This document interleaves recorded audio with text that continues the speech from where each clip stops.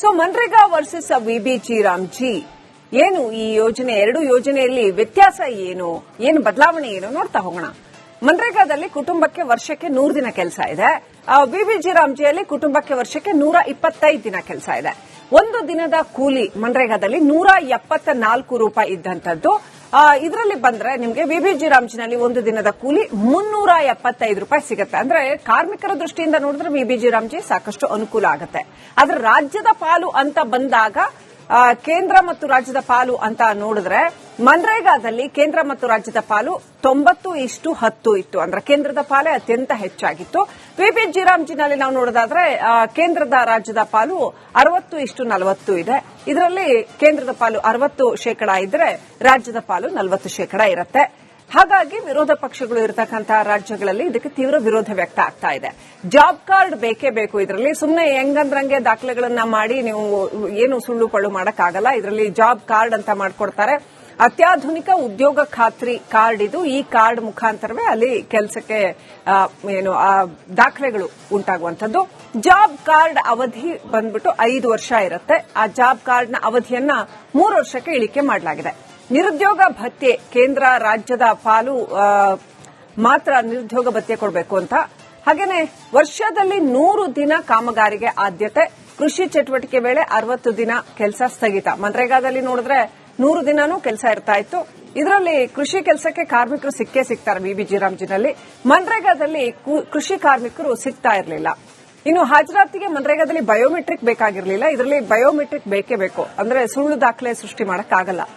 ಬಂದಿದ್ರು ಹಾಜರಿದ್ರು ಅಂತ ಹೇಳಕ್ಕಾಗಲ್ಲ. ಬಯೋಮೆಟ್ರಿಕ್ ಇರಬೇಕಾಗುತ್ತೆ. ಆಮೇಲೆ ಮನ್ರೇಗಾದಲ್ಲಿ ಅಂತರ್ಜಲ, ಕುಡಿಯೋ ನೀರು, ನಾಲೆ ಅಭಿವೃದ್ಧಿ ಈ ತರದ ಚಟುವಟಿಕೆಗಳಿಗೆ ಹೆಚ್ಚಿನ ಮಹತ್ವ ಕೊಡಲಾಗ್ತಾ ಇತ್ತು. ವಿಬಿಜಿ ರಾಮ್ಜಿಯಲ್ಲಿ ಹವಾಮಾನ ಪ್ರವಾಹ ತಡೆ, ಮಣ್ಣಿನ ಆರೈಕೆಗೆ ಆದ್ಯತೆ ಕೊಡಲಾಗ್ತಾ ಇದೆ.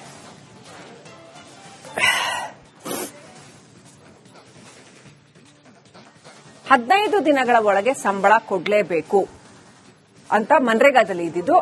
ಇದರಲ್ಲಿ ವಿಬಿಜಿ ರಾಮ್ಜಿನಲ್ಲಿ 1 ವಾರದ ಒಳಗೆ ಸಂಬಳ ಕೊಡಬೇಕಾಗತ್ತೆ. ಇನ್ನು ಮನ್ರೇಗಾದಲ್ಲಿ ನೋಡೋದಾದ್ರೆ ಅಲ್ಲಿ ಗ್ರಾಮ ಪಂಚಾಯಿತಿ ಮೇಲುಸ್ತುವಾರಿ ಇತ್ತು. ಇದರಲ್ಲಿ ಪಿಎಂ ಗತಿಶಕ್ತಿ ಆ ಇಲಾಖೆ ಮೇಲುಸ್ತುವಾರಿಯನ್ನು ವಹಿಸಿಕೊಳ್ಳುತ್ತೆ.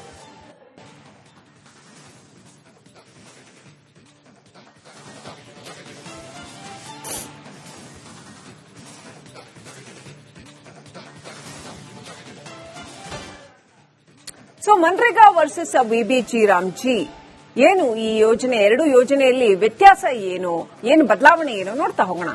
ಮನ್ರೇಗಾದಲ್ಲಿ ಕುಟುಂಬಕ್ಕೆ ವರ್ಷಕ್ಕೆ 100 ದಿನ ಕೆಲಸ ಇದೆ. ವಿಬಿಜಿ ರಾಮ್ಜಿಯಲ್ಲಿ ಕುಟುಂಬಕ್ಕೆ ವರ್ಷಕ್ಕೆ 125 ದಿನ ಕೆಲಸ ಇದೆ. ಒಂದು ದಿನದ ಕೂಲಿ ಮನ್ರೇಗಾದಲ್ಲಿ 174 ರೂಪಾಯಿ ಇದ್ದಂಥದ್ದು. ಇದರಲ್ಲಿ ಬಂದ್ರೆ ನಿಮಗೆ ವಿಬಿಜಿ ರಾಮ್ಜಿನಲ್ಲಿ ಒಂದು ದಿನದ ಕೂಲಿ 375 ರೂಪಾಯಿ ಸಿಗುತ್ತೆ. ಅಂದ್ರೆ ಕಾರ್ಮಿಕರ ದೃಷ್ಟಿಯಿಂದ ನೋಡಿದ್ರೆ ವಿಬಿಜಿ ರಾಮ್ಜಿ ಸಾಕಷ್ಟು ಅನುಕೂಲ ಆಗುತ್ತೆ. ಆದ್ರೆ ರಾಜ್ಯದ ಪಾಲು ಅಂತ ಬಂದಾಗ ಕೇಂದ್ರ ಮತ್ತು ರಾಜ್ಯದ ಪಾಲು ಅಂತ ನೋಡಿದ್ರೆ ಮನ್ರೇಗಾದಲ್ಲಿ ಕೇಂದ್ರ ಮತ್ತು ರಾಜ್ಯದ ಪಾಲು 90:10 ಇತ್ತು. ಅಂದ್ರೆ ಕೇಂದ್ರದ ಪಾಲೇ ಅತ್ಯಂತ ಹೆಚ್ಚಾಗಿತ್ತು. ವಿಬಿಜಿ ರಾಮ್ಜಿನಲ್ಲಿ ನಾವು ನೋಡೋದಾದ್ರೆ ಕೇಂದ್ರದ ರಾಜ್ಯದ ಪಾಲು 60:40 ಇದೆ. ಇದರಲ್ಲಿ ಕೇಂದ್ರದ ಪಾಲು 60% ಇದ್ರೆ ರಾಜ್ಯದ ಪಾಲು 40% ಇರುತ್ತೆ. ಹಾಗಾಗಿ ವಿರೋಧ ಪಕ್ಷಗಳು ಇರತಕ್ಕಂತಹ ರಾಜ್ಯಗಳಲ್ಲಿ ಇದಕ್ಕೆ ತೀವ್ರ ವಿರೋಧ ವ್ಯಕ್ತ ಆಗ್ತಾ ಇದೆ. ಜಾಬ್ ಕಾರ್ಡ್ ಬೇಕೇ ಬೇಕು. ಇದರಲ್ಲಿ ಸುಮ್ಮನೆ ಹೆಂಗಂದ್ರಂಗೆ ದಾಖಲೆಗಳನ್ನ ಮಾಡಿ ನೀವು ಏನು ಸುಳ್ಳು ಪಳ್ಳು ಮಾಡಕ್ಕಾಗಲ್ಲ. ಇದರಲ್ಲಿ ಜಾಬ್ ಕಾರ್ಡ್ ಅಂತ ಮಾಡ್ಕೊಡ್ತಾರೆ. ಅತ್ಯಾಧುನಿಕ ಉದ್ಯೋಗ ಖಾತ್ರಿ ಕಾರ್ಡ್ ಇದು. ಈ ಕಾರ್ಡ್ ಮುಖಾಂತರವೇ ಅಲ್ಲಿ ಕೆಲಸಕ್ಕೆ ದಾಖಲೆಗಳು ಉಂಟಾಗುವಂತದ್ದು. ಜಾಬ್ ಕಾರ್ಡ್ ಅವಧಿ ಬಂದ್ಬಿಟ್ಟು 5 ವರ್ಷ ಇರುತ್ತೆ. ಆ ಜಾಬ್ ಕಾರ್ಡ್ನ ಅವಧಿಯನ್ನ 3 ವರ್ಷಕ್ಕೆ ಇಳಿಕೆ ಮಾಡಲಾಗಿದೆ. ನಿರುದ್ಯೋಗ ಭತ್ಯೆ ಕೇಂದ್ರ ರಾಜ್ಯದ ಪಾಲು ಮಾತ್ರ ನಿರುದ್ಯೋಗ ಭತ್ಯೆ ಕೊಡಬೇಕು ಅಂತ. ಹಾಗೇನೆ ವರ್ಷದಲ್ಲಿ 100 ದಿನ ಕಾಮಗಾರಿಗೆ ಆದ್ಯತೆ. ಕೃಷಿ ಚಟುವಟಿಕೆ ವೇಳೆ 60 ದಿನ ಕೆಲಸ ಸ್ಥಗಿತ. ಮನ್ರೇಗಾದಲ್ಲಿ ನೋಡಿದ್ರೆ 100 ದಿನಾನೂ ಕೆಲಸ ಇರ್ತಾ ಇತ್ತು. ಇದರಲ್ಲಿ ಕೃಷಿ ಕೆಲಸಕ್ಕೆ ಕಾರ್ಮಿಕರು ಸಿಗ್ತಾರೆ ವಿಬಿಜಿ ರಾಮ್ಜಿನಲ್ಲಿ. ಮನ್ರೇಗಾದಲ್ಲಿ ಕೃಷಿ ಕಾರ್ಮಿಕರು ಸಿಗ್ತಾ ಇರಲಿಲ್ಲ. ಇನ್ನು ಹಾಜರಾತಿಗೆ ಮನ್ರೇಗಾದಲ್ಲಿ ಬಯೋಮೆಟ್ರಿಕ್ ಬೇಕಾಗಿರಲಿಲ್ಲ. ಇದರಲ್ಲಿ ಬಯೋಮೆಟ್ರಿಕ್ ಬೇಕೇ ಬೇಕು. ಅಂದ್ರೆ ಸುಳ್ಳು ದಾಖಲೆ ಸೃಷ್ಟಿ ಮಾಡಕ್ಕಾಗಲ್ಲ. ಬಂದಿದ್ರು ಹಾಜರಿದ್ರು ಅಂತ ಹೇಳಕ್ಕಾಗಲ್ಲ. ಬಯೋಮೆಟ್ರಿಕ್ ಇರಬೇಕಾಗುತ್ತೆ. ಆಮೇಲೆ ಮನ್ರೇಗಾದಲ್ಲಿ ಅಂತರ್ಜಲ, ಕುಡಿಯೋ ನೀರು, ನಾಲೆ ಅಭಿವೃದ್ಧಿ ಈ ತರದ ಚಟುವಟಿಕೆಗಳಿಗೆ ಹೆಚ್ಚಿನ ಮಹತ್ವ ಕೊಡಲಾಗ್ತಾ ಇತ್ತು. ವಿಬಿಜಿ ರಾಮ್ಜಿಯಲ್ಲಿ ಹವಾಮಾನ ಪ್ರವಾಹ ತಡೆ, ಮಣ್ಣಿನ ಆರೈಕೆಗೆ ಆದ್ಯತೆ ಕೊಡಲಾಗ್ತಾ ಇದೆ.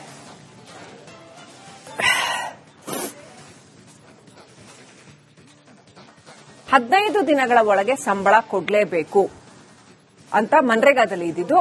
ಇದರಲ್ಲಿ ವಿಬಿಜಿ ರಾಮ್ಜಿನಲ್ಲಿ 1 ವಾರದ ಒಳಗೆ ಸಂಬಳ ಕೊಡಬೇಕಾಗತ್ತೆ. ಇನ್ನು ಮನ್ರೇಗಾದಲ್ಲಿ ನೋಡೋದಾದ್ರೆ ಅಲ್ಲಿ ಗ್ರಾಮ ಪಂಚಾಯಿತಿ ಮೇಲುಸ್ತುವಾರಿ ಇತ್ತು. ಇದರಲ್ಲಿ ಪಿಎಂ ಗತಿಶಕ್ತಿ ಆ ಇಲಾಖೆ ಮೇಲುಸ್ತುವಾರಿಯನ್ನು ವಹಿಸಿಕೊಳ್ಳುತ್ತೆ.